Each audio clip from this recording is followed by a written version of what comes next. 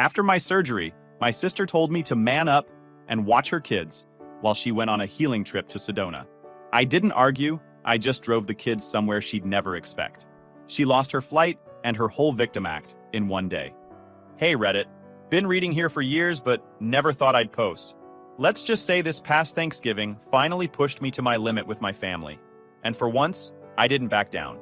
I'm not here to rant, just to share what happens when the responsible one finally says no. So I, Sam, 34 male, work as a firefighter.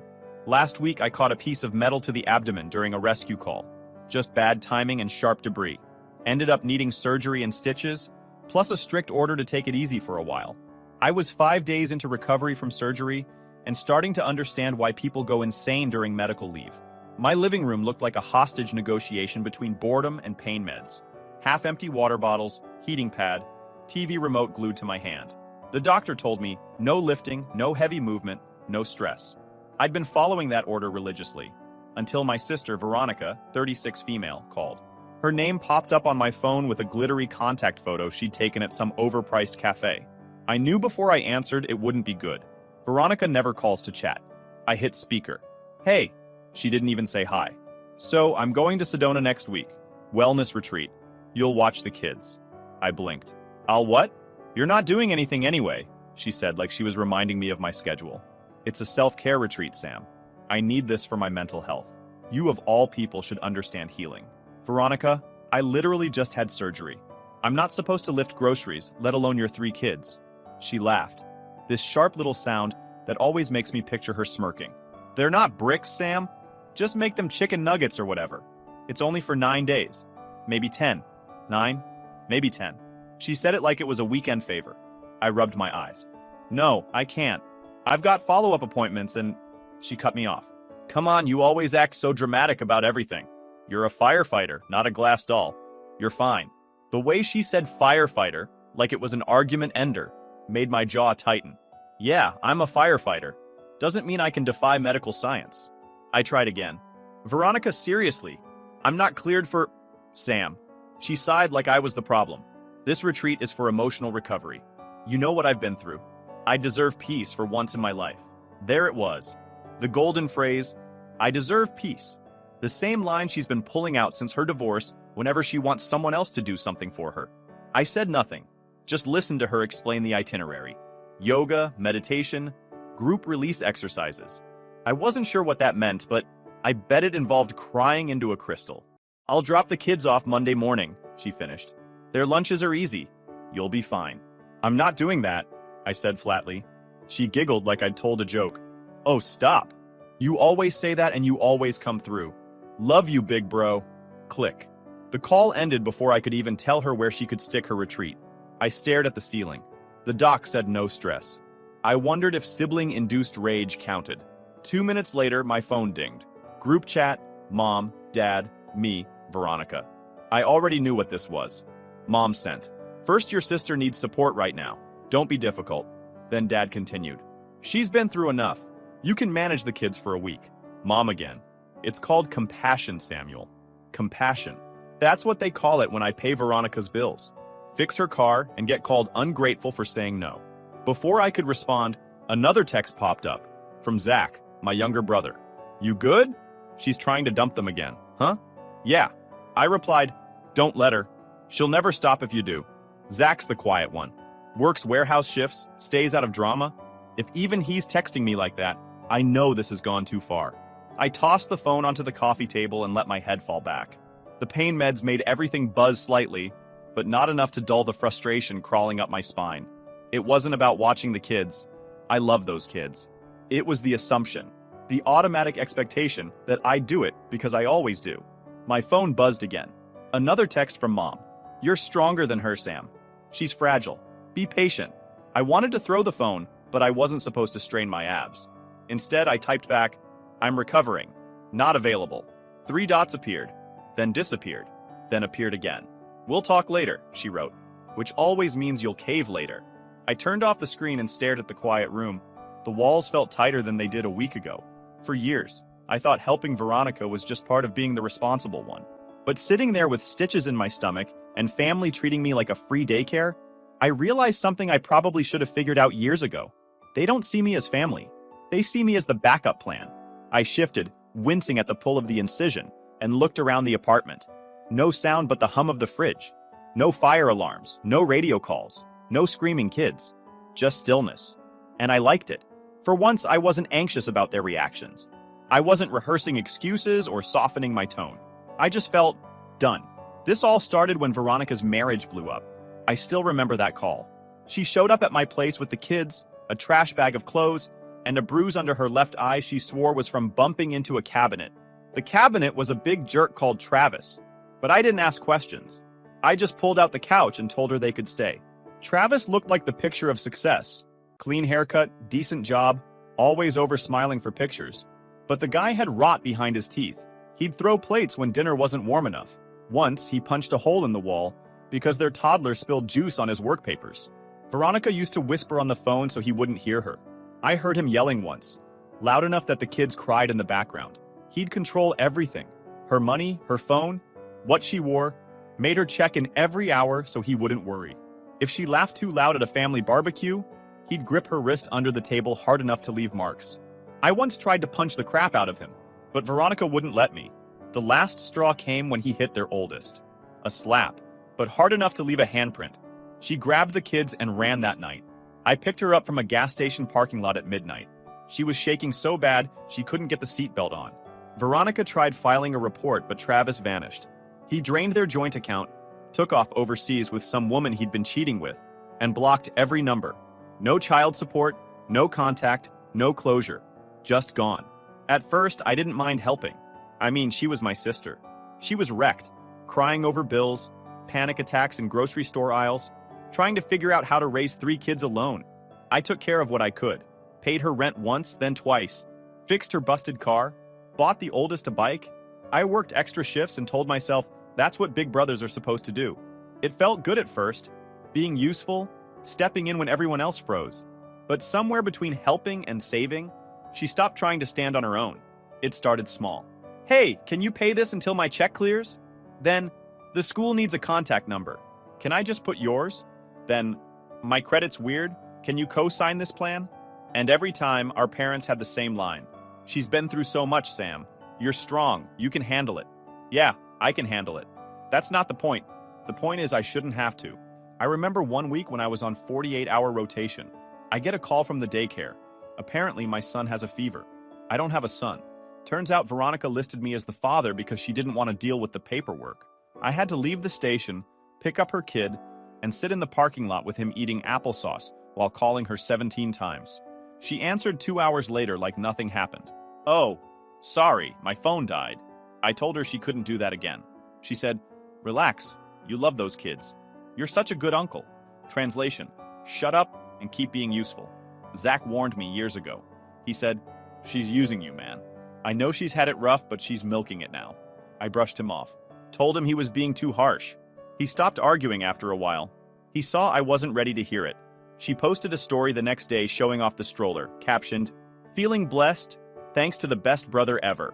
People commented heart emojis. I closed the app and went for a run until my legs burned. Even when I tried setting limits, my parents would twist it. Mom once said, you wouldn't be so uptight if you had kids. You just don't get it. Yeah, maybe I don't get what it's like to keep using people who keep saying yes. What really stung wasn't the money.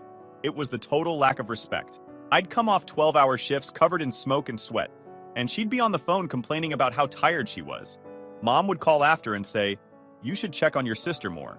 She's fragile. Fragile my ass. Fragile people don't manipulate entire family group chats to get babysitting covered. Fragile people don't buy concert tickets when they owe you rent. It all hit me one night when I found a daycare email thanking me for enrolling my children.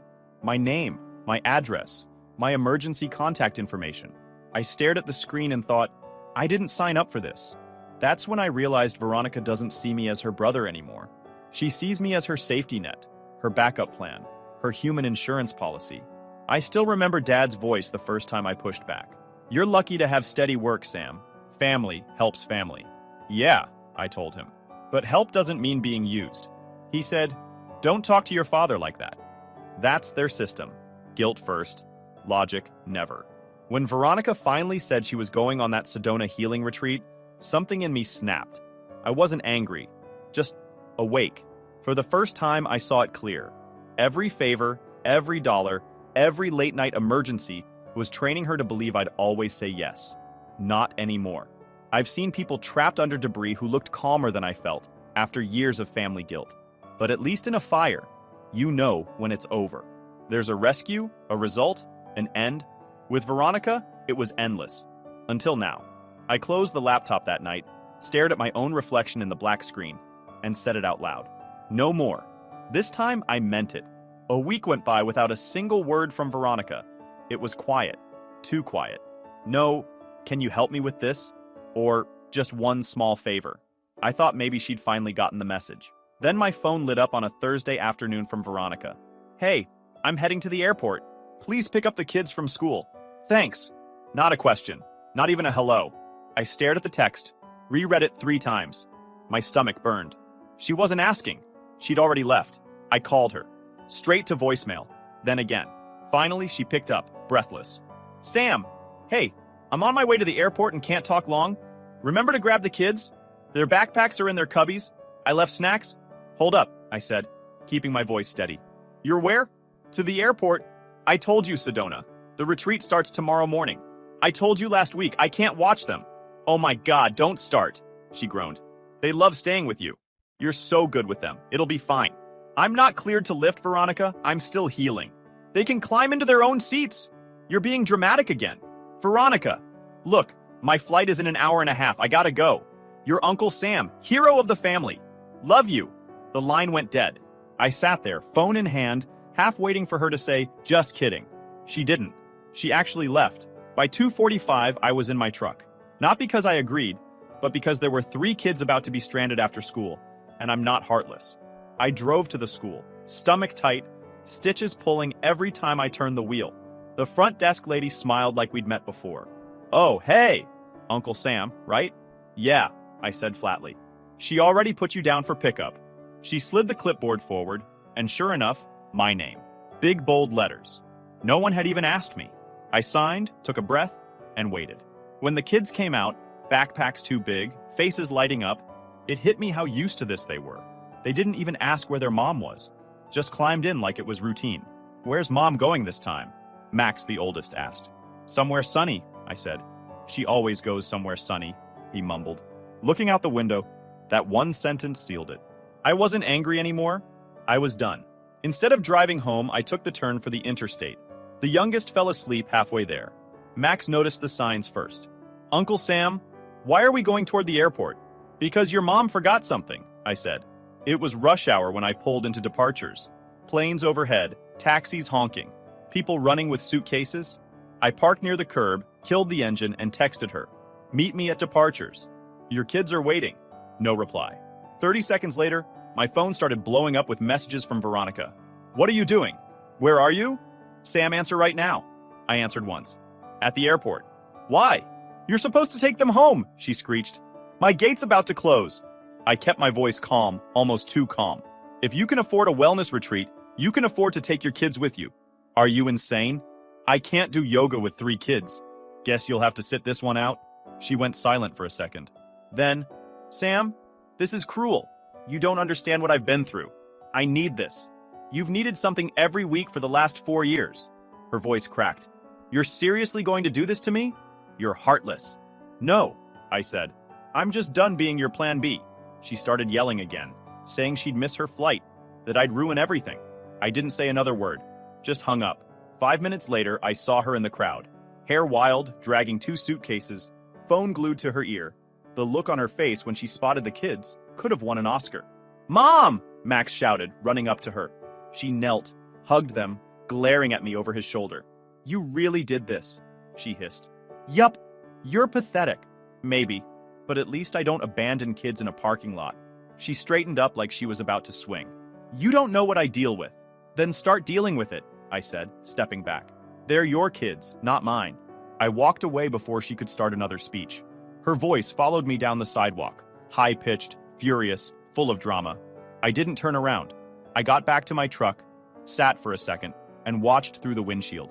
She was still standing there, arguing into her phone, probably to the airline now, while the kids tugged at her arm. Eventually, she stormed toward the terminal. I waited until they were safely inside before I drove off. By the time I got home, my phone had 37 missed calls. Mom, Dad, and Veronica on repeat. Then the group chat started. How could you humiliate your sister like that? You crossed the line, son. I didn't answer. Then Zach texted, separate thread. Heard you dropped the bomb at the airport. I replied, not a bomb, just a wake-up call. About damn time. Proud of you. I dropped the phone on the couch, leaned back, and laughed. For the first time in years, I wasn't angry or tired. I was calm. Veronica missed her flight. I saw it later when she posted some dramatic story. A picture of coffee and the caption, sometimes the universe forces you to rest. Sure, the universe. I stretched slow to keep from pulling my stitches and said it again under my breath. Done. That piece lasted less than 12 hours. By morning, the family group chat had turned into a courtroom. Mom led the prosecution. Do you have any idea what you put your sister through? You've become cold. Firefighters protect people, not tear their family apart. I scrolled through the messages over coffee, not even mad, just impressed at how dramatic they could be before 8 a.m. They called me heartless, ungrateful, selfish. Dad even threw in, you think your uniform makes you better than us? No, Dad, it just makes me follow rules you ignore. I didn't reply. I wasn't giving them fuel. Then Mom left a voicemail. Her voice had that fake cracked tone she uses when she's trying to cry but can't. Sam, I raised you to have empathy. Veronica's going through so much. You're punishing her for needing help. You've lost your heart. Yeah, maybe I finally found my spine instead. That night, Zach called. I half expected him to scold me too. He didn't. Dude, he said right away. I saw the group chat. I'm on your side. You sure? Mom's acting like I dumped Veronica on a mountain. He laughed. She's always been like that. Listen, there's something I should tell you. He sounded awkward, which was rare for Zach. I used to help Veronica too. I sat up a little. You what? Yeah, grocery money, gas money, sometimes school fees. Nothing crazy, just little stuff. I didn't tell you because I knew you'd tell me to stop. So why'd you stop? She started pulling the same crap on me she did with you. I frowned. Like what? She signed me up for her internet bill. I didn't even know until I got an email saying my plan was updated. Then she gave my number to the school as a contact. They called me once about parent-teacher meetings. I whistled. Classic Veronica. Yeah, Zach said, exhaling. I told her to cut it out or I was done helping. She flipped out, said I was abandoning her. So I cut her off. That's when she turned all her attention to you. You became the full-time rescue team. I rubbed my temple. So basically, when she burned one bridge, she used me as the replacement. Exactly. That hit harder than I expected. I wasn't just the helpful brother anymore. I was the stand-in husband, the unpaid babysitter, the walking credit card. She didn't see family. She saw function. Zach must have heard the silence. She's not helpless, Sam. She's just used to people fixing her messes. The second you stop, she'll have to face it. Yeah, I muttered. And the whole family will act like I committed a felony. Then let them, he said. You've carried this long enough. For a second, I didn't say anything. Then I chuckled. You know what, Zach? You're smarter than you look. He laughed. I get that a lot. After we hung up, I just sat there thinking about all the times I bailed her out. Every text, every call, every guilt trip. I opened my notes app, scrolled through old bank transfers, and started screenshotting. I wasn't doing it out of anger. I just wanted proof. If the family wanted to act like I was cruel, they'd get receipts. Literally. I pulled open my laptop and started organizing. One folder became 4. 1. Money transfers. 2. Babysitting weekends. 3. Auto charges. 4. School paperwork. She signed without consent. Each file filled up faster than I expected. There were years of help. Rent payments, utility bills, messages that started with please and ended with you're heartless. It wasn't just financial, it was psychological. Every be a good brother text, every guilt trip from mom, every you're stronger than her voicemail. It all painted the same picture. I was the reliable one, which meant I had no right to say no. Not anymore. Around midnight, I heard my phone buzz. Unknown number. I ignored it twice before realizing it was Grandma. Sam? She said, voice clear and sharp even at that hour. Hey, Grandma, you're up late. I just got off the phone with your mother, she said. What the hell is going on? Of course Mom ran to her. Family misunderstanding, I said. Your mother made it sound like you abandoned orphans at a bus stop. I laughed. She's half right. I dropped the kids off with their mother. At the airport. She sighed. I can hear how tired you are, Sam. Let them throw their tantrums. You did nothing wrong. I'll see all of you on Thanksgiving. That caught me off guard. You're coming down? Wouldn't miss it. Something tells me this year will be enlightening. I grinned. You have no idea. When I hung up, I felt lighter. For the first time, I wasn't outnumbered. Grandma didn't buy into Veronica's poor me act. Zach was finally standing up. The tide was shifting. I looked at the folder icons glowing on my laptop screen and felt a strange satisfaction. Not revenge, just preparation. They wanted to play family politics? Fine. I'd bring facts, not feelings. I made one last file that night. Thanksgiving. Final report. The plan was simple. Everyone would be there. Veronica, the parents, the cousins, the usual audience. This time, the show wouldn't go her way. I closed the laptop, leaned back in the chair, and stared at the ceiling fan spinning slowly. For once, I wasn't waiting for the next crisis call. I was waiting for Thanksgiving. And for the first time in my life, I actually looked forward to a family gathering. Thanksgiving morning hit cold and gray. My parents' house looked exactly how it always did for holidays. Cleaner than a hospital, candles burning in every room, fake smiles ready at the door. I parked in the driveway, folder on the passenger seat, heart steady. This wasn't going to be a fight. This was going to be a presentation. Inside, the air smelled like cinnamon and guilt. My mom was already in hostess mode, bouncing between the oven and guests. "There he is," she said, like she hadn't left a dozen angry voicemails that week. "Sam, grab a plate and relax. We're just so glad you came." "Yeah," I said, hanging my coat. Wouldn't miss it. The dining room was packed. Cousins, aunts, uncles, people who only show up for food and gossip. Zach was by the window, already catching my eye with a nod that said, "I've got your back." Then came Veronica. She walked in late, loud, dressed like she was attending a movie premiere instead of dinner. Heels, sparkly earrings, hair blown out. She didn't even look at me. Just threw her purse on the couch and hugged Mom like she'd just survived Everest. "Oh my God, I almost made it to Sedona," she announced to the room, laughing. But the universe clearly wanted me here. Family first, right? Then she glared at me. A few aunts clapped politely. My jaw tightened. When the food hit the table, she sat across from me, smiling like the past 2 weeks never happened. "Sam, can you pass the potatoes?" I did, quietly. Then halfway through dinner, when everyone was distracted with pie and small talk, she struck. "So," she said loudly, "funny story. My rent's due tomorrow and my paycheck got delayed again." She laughed like it was cute. "Sam, you think you can spot me this month? You make more anyway." The table went silent like someone hit pause. Forks stopped. Even the kids shut up. Mom was the first to speak. "Maybe talk about that later, honey." Veronica waved her off. "It's fine. Sam's always helped. He's my rock." That was it. The trigger. I took a breath, slow and controlled. "You're right, Veronica. I have helped. A lot." She smiled, thinking she'd won. "See? That's what family's for." I reached down, pulled the folder from my bag, and placed it on the table. "Actually, let's talk about that." A few cousins leaned back. My mom's face went pale. "Sam, not at dinner." Zach's voice cut through. "Let him finish." I opened the folder and started sliding papers across the table. Bank transfers, screenshots, texts, rent payments, every single one labeled and dated. "This," I said calmly, "is what I've paid for you since 2021. Rent, utilities, school fees, groceries, car repairs, thousands of dollars. And this," I tapped a page, "is the daycare form you filled out with my name as the payer, without asking." The whispers started immediately. An aunt gasped. One cousin muttered, "Damn." Veronica's face tightened, but she forced a laugh. "Sam, this is crazy." "You're making me look bad." I kept my tone steady. "You don't need my help for that."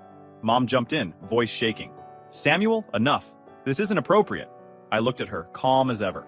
"No, Mom. This is exactly appropriate. You wanted family together for Thanksgiving. I'm finally giving you something honest to talk about." Zach crossed his arms and nodded. "He's right." Veronica's voice got higher. "You're humiliating me. I've been through hell. My ex abused me, disappeared, and you're attacking me on a holiday?" I leaned back. "I'm not attacking you, Veronica. I'm drawing a line. I've spent years cleaning up your messes, while everyone here acted like it was normal. No one moved. Even Dad, who usually tried to mediate, stayed quiet." Veronica tried to laugh it off. "Everyone helps family." Zach finally spoke. "Helping isn't lying, Veronica. You used us." She turned on him fast. "Oh, don't act innocent. You're not perfect." Zach shrugged. "No, but I stopped letting you walk all over me years ago." The table was dead silent. Mom looked like she might cry, but no one reached for her. I looked around the room, at the cousins pretending not to stare, at Dad fiddling with his fork, at the aunts whispering to each other. "You all wanted to believe she was fragile," I said. You made it easy for her to keep acting like this. You didn't help her. You crippled her. And Veronica slammed her napkin down. You're ruining Thanksgiving! I stood up, folder in hand. No, I'm fixing what's been broken for years. I looked at Mom one last time. You said firefighters protect people. I am. Just not the way you think. Zach stood too. About time, he said quietly. Veronica glared at both of us, eyes wet, jaw tight, but she didn't say a word. No one did. For the first time, the house was quiet. Not fake quiet, not polite quiet. Honest quiet. The kind that feels like the start of something new. Then the front door creaked open. Is the turkey gone, or can an old lady still get a plate? Every head turned. Grandma stepped inside, clutching her purse and looking 10 years younger than the last time I saw her. Her gray hair was pinned neat, eyes sharp as ever. She scanned the room, the frozen faces, the tension thick enough to chew. Well, she said, setting her purse down. Looks like I walked into a funeral. Mom rushed over, trying to fake a smile. Oh, Mom, we didn't think you'd make it. We just, finished dinner. Grandma's gaze flicked to the folder still sitting on the table. And a presentation, by the looks of it. No one answered. She looked at me next. Samuel, you look like a man who just did something that needed doing. I did, I said simply. Veronica huffed, arms crossed. He ambushed me. He waited until Thanksgiving to humiliate me in front of everyone. Grandma raised an eyebrow. Humiliate you? Or tell the truth? Veronica's mouth opened, but no sound came out. Grandma pulled out a chair, sat down slow, and folded her hands on the table. I've been listening from the hallway for 10 minutes, she said. Thin walls, big mouths. Saved me the trouble of asking what all the yelling was about. Mom looked like she might faint. Mother, please, this isn't... Quiet, Grandma snapped, and the room obeyed. Even the kids in the living room stopped whispering. She turned to Veronica first. You ought to be ashamed of yourself. Veronica blinked fast. Excuse me? No, you heard me. I raised your mother better than this, and she clearly forgot how to raise you. You've been using that brother of yours like an ATM with a pulse. Veronica's lip trembled, her voice softening to that practiced victim tone. I've been through so much. I know what you've been through, Grandma interrupted. And it doesn't give you the right to make everyone else pay for it. You want healing? Start with accountability, not retreats and excuses. Veronica's cheeks went red. You don't understand. Oh, I understand perfectly, Grandma said, leaning forward. You lost a husband who didn't deserve you.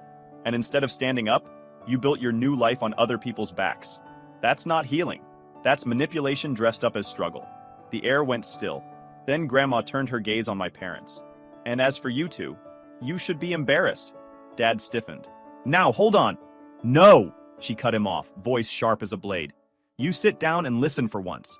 You've let this nonsense go on for years. You've turned Samuel into the responsible mule of the family. Every time Veronica messed up, you handed her another excuse and another one of his paychecks. Mom whispered, we just wanted to help. You didn't help. You enabled, Grandma snapped. You taught that girl that consequences are optional as long as someone else loves her enough to suffer them. You broke both of them, one by spoiling her and one by overloading him. I didn't say a word. I didn't need to. She said everything I'd wanted to for years, only louder and with the authority of someone who'd seen a few more decades of human stupidity. Veronica started crying quietly, tears sliding perfectly down her face. Grandma didn't flinch. You can cry if you want, she said flatly. Tears don't erase debt or decency. The silence that followed was brutal. Veronica sniffled, Dad's jaw clenched, and Mom's eyes darted anywhere but mine. Grandma leaned back. So here's what's going to happen. If this family wants to stay on my good side, and in my will, you're going to fix this mess. That got everyone's attention. I'm not rewarding selfishness, she continued. My house, my savings, every cent I have, it's going to people who act like adults, not parasites. You either change your behavior, or you'll find out how fast I can update a lawyer. Veronica gasped. You're threatening to disown me? I'm promising to hold you accountable, Grandma said. You've been treated like a victim long enough. Time to act like a mother instead of a charity case. Dad cleared his throat. Mom, don't you think that's a bit extreme? She gave him a look that could freeze lava. Extreme is letting your son pay your daughter's rent while you pretend not to notice. He shut up immediately. Zach smirked. Guess we're the new favorites. Grandma actually smiled. For now, don't get cocky. The room stayed quiet again, but this time it wasn't heavy. It was shifting, like the first creak of a door opening after years of being stuck. Grandma stood, gathering her purse. I'll be in touch, she said. And if any of you think I'm bluffing, Ask the lawyer who's getting a call first thing Monday. Then she looked at me again. Samuel, you did right. Don't you dare back down now. I won't, I said. Good, she said. Then maybe next Thanksgiving, we'll have something worth being thankful for. She left, heels clicking sharp against the tile, leaving the whole house in stunned silence. Zach broke it first. Well, he said, that was better than dessert. I couldn't help but laugh. For the first time in years, I actually believed the family might finally face reality. And it all started with one word I'd said weeks ago. Done. The next few weeks felt weirdly calm, like the whole world had exhaled. No guilt trips, no surprise phone calls, no emergencies that weren't actually emergencies. Just quiet. Mom called once that first week. Her voice was soft, too soft. How are you, sweetheart? You eating? I'm good, I said. Busy. She hesitated. You know your grandmother didn't have to say all that. She's dramatic sometimes, I smirked. She said what everyone else avoided. Silence. Then, we just want things to feel normal again. They are, I said, and I meant it. After that, they stopped calling as much. When they did, it was polite, almost professional. No more guilt trap lines about helping your sister. Just weather updates and reminders to take care of yourself. I guess Grandma's warning about the will worked better than therapy ever could. Veronica stayed quiet for a while too. Her social media went dead. No posts, no selfies, no inspirational quotes about healing. Then, one night, she texted me a photo of a wrinkled piece of paper. It looked like a handwritten budget. Scribbled expenses, numbers circled, total at the bottom. Underneath, she wrote, trying. No excuses, no emojis, just that. I stared at it for a long time. I didn't reply right away, but the next morning I texted back, good. A week later, Grandma called. She went to the first financial counseling session, she said proudly. I made sure she showed up. Told her if she missed it, I'd start mailing her bills directly. I laughed. You're scarier than half the captains at my station. Someone's gotta be, she said. You kids turned out strong, but your parents got too soft. Speaking of soft, Dad finally called too. He tried to sound casual. Hey, champ. How's work? Same old, I said. You and Mom doing okay? He paused. Yeah, we didn't handle things right with Veronica. Or with you. That was the closest I'd ever heard him come to admitting fault. I didn't rub it in. Appreciate that, I said. We're all learning. He exhaled, relieved, and for once we talked like two adults, not a referee and his player. Zach started coming by more often after shifts. He brought takeout, helped me clear out the clutter I'd been ignoring. Boxes of toys, old receipts, stuff I'd stored for Veronica. We moved the bunk bed from the spare room into the garage. I listed it online and donated the rest. Damn, Zach said, looking around the apartment after we finished. This place actually looks like a grown man lives here. Yeah, I said, smiling. Finally does. He laughed. You know, Grandma's basically a legend now. The cousin said she told Aunt Carol she was next in line for a lecture. Good, I said. Let her clean house. The next weekend, the kids came over. This time planned, on my terms. Veronica texted a week in advance, asking if Saturday worked. I said yes. When I opened the door, Max ran straight to me. Uncle Sam! Grandma said Mom's learning how to budget. I grinned. Sounds like she's leveling up. They spent the afternoon building a blanket fort and eating pancakes. Veronica came by later for pickup. Hair tied back, sweatshirt instead of a designer outfit. Quiet for once. Thanks, she said, eyes low. No problem, I said. She hesitated, then met my eyes. I really am trying. I know, I said. Keep going. That was it. No fake hug, no big speech, just honesty. Simple. After they left, I stood in the doorway a minute, watching them walk down the hall. The apartment was quiet again, peaceful, no chaos. I started cleaning up. The blanket fort, pancake plates, toy cars. The place looked different now. Not because I redecorated, but because it actually felt mine. A few nights later, Zach came over again. We sat on the balcony with pizza boxes and laughed about the Thanksgiving event. He said, "You realize Grandma basically dropped the nuclear truth bomb on them, right?" "She's earned it," I said. He nodded. "You know, I think Veronica's actually going to change this time. She doesn't have a choice anymore." "Good," I said. "She's capable. She just needed to hit reality head-on. Guess we all did." He left around midnight. I stayed up a little longer, walking through the apartment, turning off lights one by one. Each switch clicked like punctuation on a sentence that finally ended right. No noise, no weight, no unfinished favors hanging over me. I sat down at my kitchen table, same spot where I'd started my evidence folder weeks before. But this time, there was no laptop, no notes, no chaos. Just me. I leaned back, looked around at the clean space, the steady quiet, and realized something I hadn't felt in years. I wasn't waiting for the next emergency. I wasn't on standby. I was free. YouTube just dropped this new hype feature. If you're hooked on this story, smash that hype button. It tells YouTube this video deserves to blow up, and it keeps even crazier stories coming your way.